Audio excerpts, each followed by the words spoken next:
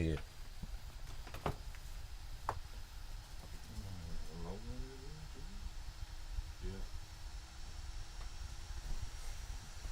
One thing I will say, just want to thank God for another opportunity of life. Blessing everybody who gets to see this. Hopefully you're having an amazing day. Get closer to Jesus Christ each and every day. In His name we pray. Father, Son, and Holy Spirit. Amen. But we're here. We got to watch Man United versus Tottenham yesterday. People didn't watch the stream, but the game was chaotic as ever.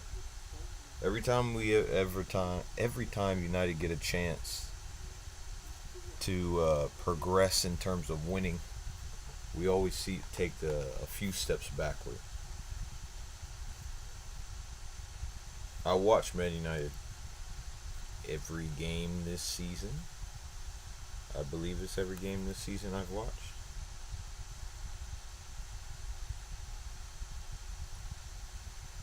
And we're a pretty sorry team, if we're being honest, in terms of quality in the final third. Now let's go to the beginning. In the beginning, we always start slow.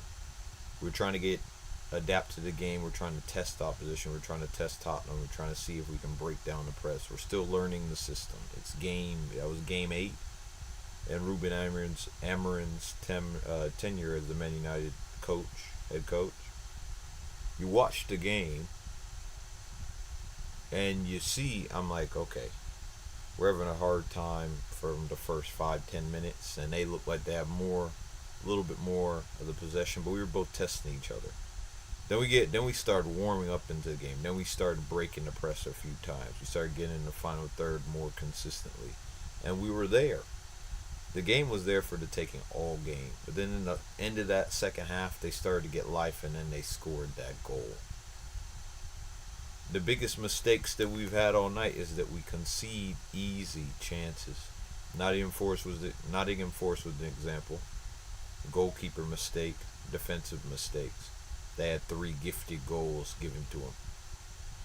And then you think about this game in Tottenham. 2 goalkeeping errors and 2 defensive errors. And the 2 players that have to hold most of the smoke for this game is Martinez and Bayendir. And now I said, and I'll put my hands up, I said, you know what, just give him a shot. We got to just at least see him in one of these games. And let's give him this opportunity to prove that whether he's good or not. And I can understand. Out of all the decisions Ten Hag made, this is one of the decisions he got right. He played him. That man should never be played again. He should never be played again. He had his chance and it's over. And he wanted to leave the club anyway. He can leave in January, go where he needs to go. Now, a lot of people will see you after that performance. But you can go.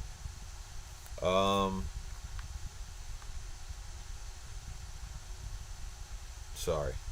I'm trying to simultaneously because there is no, I can't see it. It is what it is. But I look at it and I'm like, bro, we could have won that game. We could have went on, but mistakes is what's cost us. And if you make too many mistakes, you don't deserve to win the game. That's the truth. We go through the first half. They score that, was it 36-minute goal? 37-minute goal? And we just fell apart. Our heads didn't drop completely, but we fell apart for a bit. But then we regained some composure, got in, created some chances toward the end of that half, but we weren't able to score anything. But we were still lacking in that final third. Bruno was continuously stopping us from progressing forward, so was Rasmus. He couldn't hold up the ball, and when he got into spaces, he couldn't beat him for pace or use strength to keep Archie Gray off his right side when he got slipped in. And then he just can't sort his feet out right when he's in front of goal. When he has 2 people surround him, he doesn't feel comfortable, and he's not able to get out of any of that trouble. But we're able to go keep it to 1-0. We're still in the game. Then we start the second half. Within 50 seconds, within under a minute, we concede the second goal. And what a poor goal to concede, bro. What a poor goal to concede. The first goal was that Bayendir palmed it straight back at him, but none of the defense reacted. They all just ball watched, thinking he's gonna make the save, but nobody reacted to potentially not having that ball where we needed it to be. So we had to pay there, and we paid for it. Then we have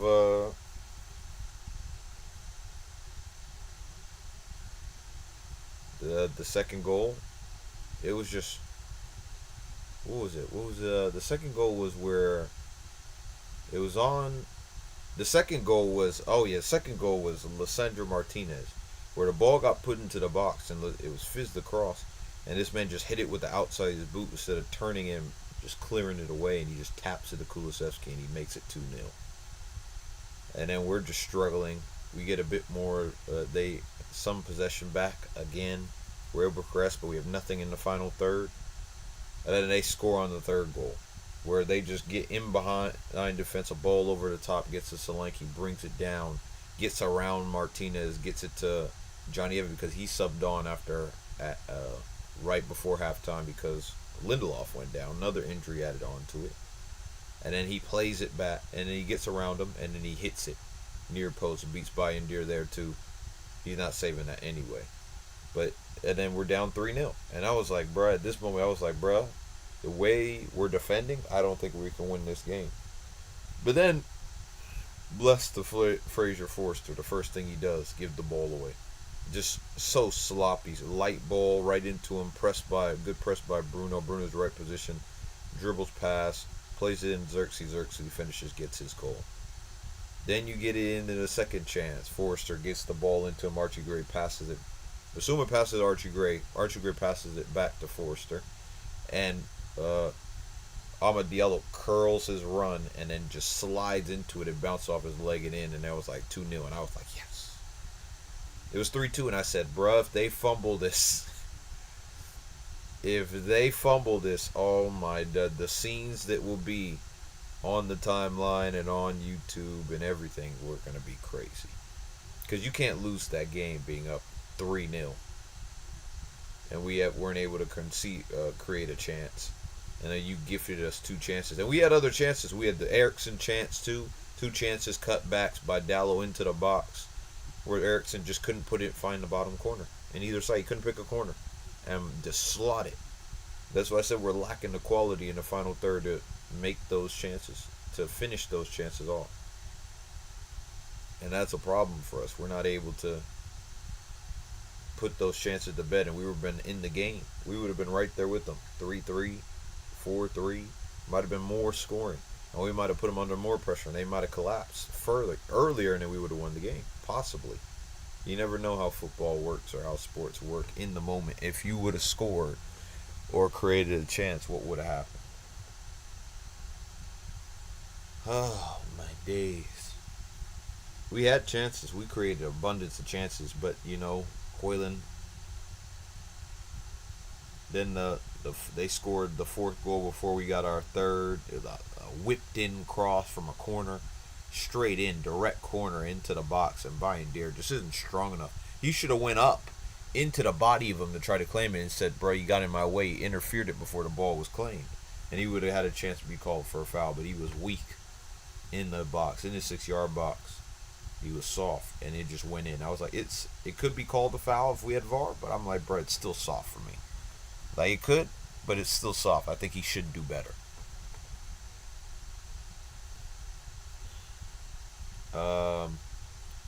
Then we get it forced. He made subs like 55 minutes, sub 3, Mainu, Xerxes, and Ahmad. They all made a difference when they came on. Ahmad was just the most dangerous player on the pitch once he got on. And one of the best players on the pitch when he came on and left it. He was one of the best. And Mainu gave us a little bit of control. People are saying that Mainu wasn't I think he was decent. I think he was good.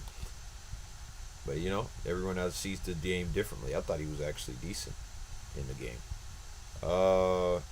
and Xerxes was able to hold up the play more, so it didn't break down, able to bring people into play, and he had chances. He had on goal, and he scored a goal when he came on, and he had another chance where he was able to create, make the ball stick to his feet. That's the thing with Xerxes. The problem I had with Xerxes when he played is that he did not make runs into the box.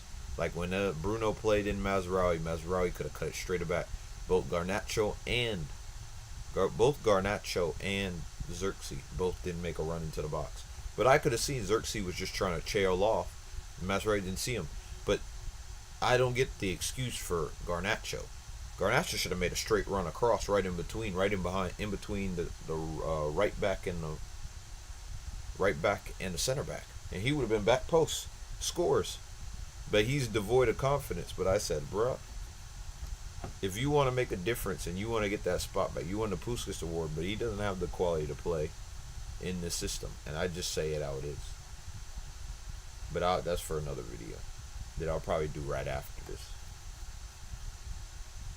I look at how we were in the game. Once we put our best players on the pitch, it made a difference. The other players on the pitch, there's so many players that you can say don't look like they fit. They don't look like they have the cojones to play for Man United. They don't look like they have the intelligence to play for Man United. And they don't look like they have the ability to play for Man United. And, you know, some of them are young. They give you some chances, but we don't have the time. Ruben Amorim looks like the real deal. We only gave him a 2.5-year contract because we want him to make a difference as soon as possible. Jim Ratcliffe is not going to be waiting forever for him to make a difference for this team and impact the team with his style of play and his ability to move the locker room and motivate them. It's not going to happen. He's not going to get enough time to do that. Because after 2.5 years, that's why I said we lost that game. We were late, got a corner. Johnny Evans scores, and it was 4-3. We had one more chance where we could have done something. We had Ahmad trying to strike from distance. Forrester had a hard time dealing it, but he blocks it, and we just couldn't get a goal to go into penalties. That was the issue for us going into this game. We didn't have enough.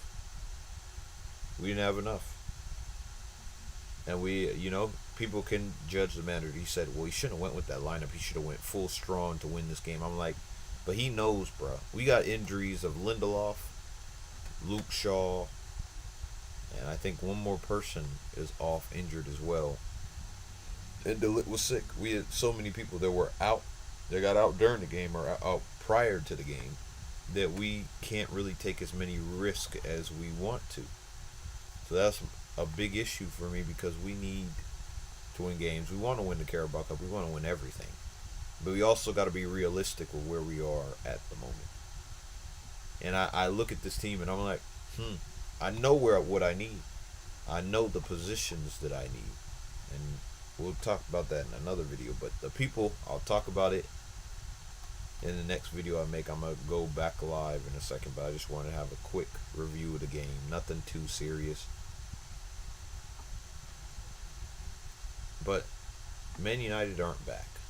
But I can see the path forward. I can see the direction. I can see the vision, and it looks bright. It's just we need better players in the forward positions, and we need to strengthen many positions. Because I could see Dallo was in certain positions. He'd always get it switched to him on that left wing, one-on-one with Porro, and he doesn't take him on. He doesn't have the ability. You could tell he's like, I can't take him on. That's not what I'm good at. I can't take him on. And even if you tell him to do it, he's not going to do it. It's not within his capability to take a man on. Because Ruben Amorim's not taking it, telling him to just stop. Right, one-on-one. Anthony wasn't good enough today. He got to start. I was happy because I said right wing back looked like he did some decent things. He allowed space for Amad Diallo to be more of a threat. He could be isolated, could be switched to, but he's just not good enough. Who else? You might want to know you wanted to put a leg thigh in the refrigerator for you. Leg thigh. Yeah, sure. Okay.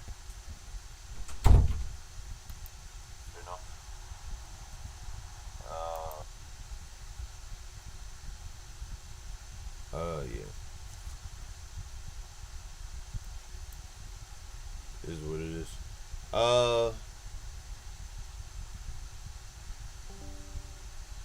I look at the team. Look at who we had on the pitch. And I could see, I told you about Dallo.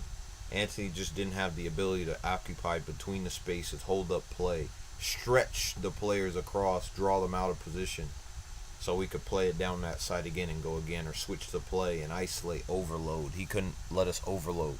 He lost it out of bounds, which was better than what Hoyland was doing, because he just kept losing the ball in possession, allowing them just to counter straight back. He wouldn't allow us to progress the pitch.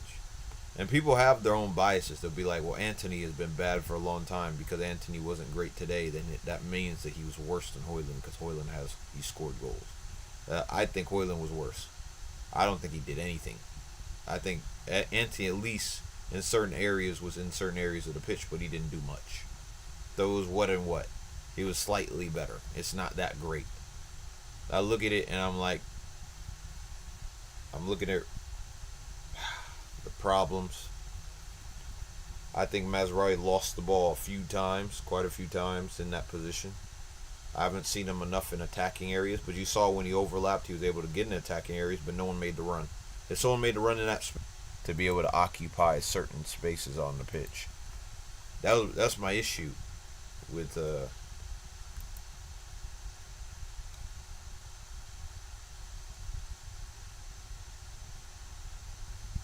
was my issue with Man United.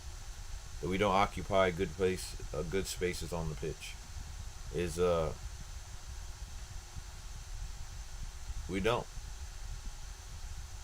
And no one knows how to make the right runs. There's not a lot of intelligent players in that team that know what to do. Everyone's in a development mode besides Amad Diallo, who's still developing, but he's still lacking in certain areas of his game, but he's still our best player. He still has to work on that final shot. He's got to work on that final ball on certain areas, the timing. But beside that, he's our best player by far. And we're looking for.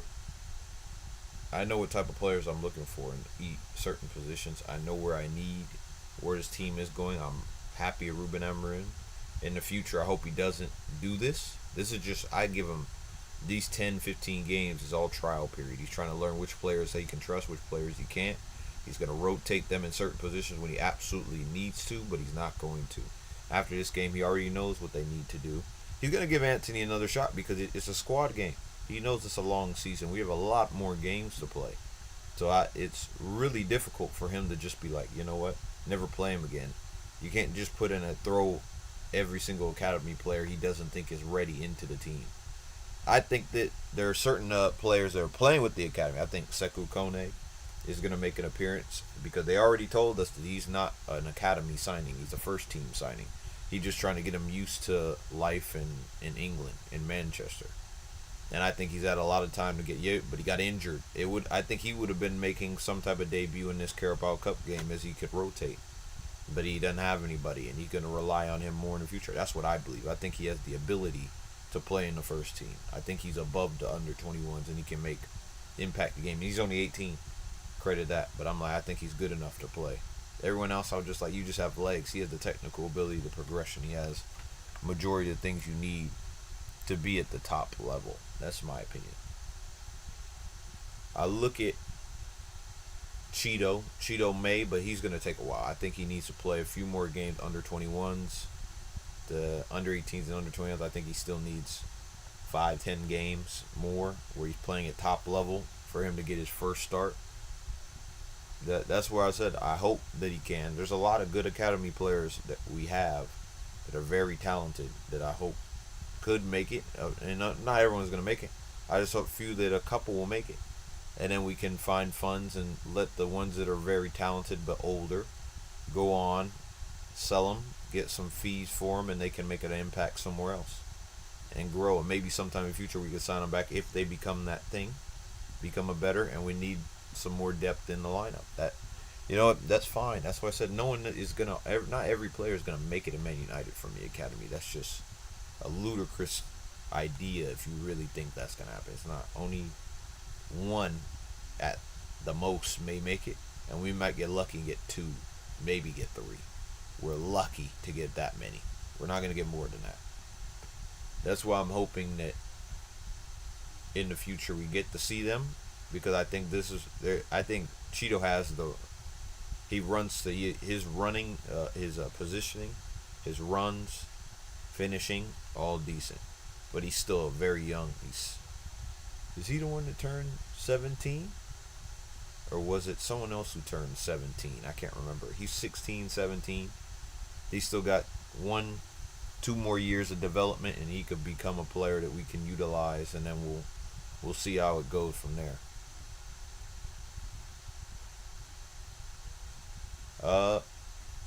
I look at it, but that game was frustrating because I know we could have won that game. I don't think Tottenham were all that good. I really don't. I think they were poor, very poor, and we were poor in the final third, and most of all, over everything else. I think Bruno was very wasteful as well. Ugarte, got to give him his flowers. I was hating. I was. I'll give him. I'm not gonna lie. I was hating. I didn't think he had the technical ability to receive under pressure, occupy spaces, but I thought he could do a job there. I think he could break up play, and he's showing as he's gotten more time that he's been much better for the team. So I'll put my hands up. Respect to him. I hope he really takes it to that next level and works on his passing ability to get it out to the channels on the left and right hand side so he can switch play more easily. That's one part of his game he has to work on. But he's still 23, bro. He's still young.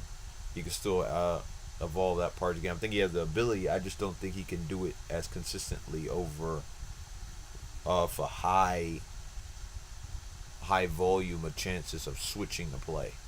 That's what I don't know if he can do it right now, but over time I hope that he'll be able to evolve that part of his game so it'd be much harder to cover him and be in certain spaces because he keeps it simple, keeps it ticking. That's what you need. You don't need everyone to be flashy. Don't always need that. And yeah, appreciate everyone who did come through. You blessing to everyone. Love. Peace.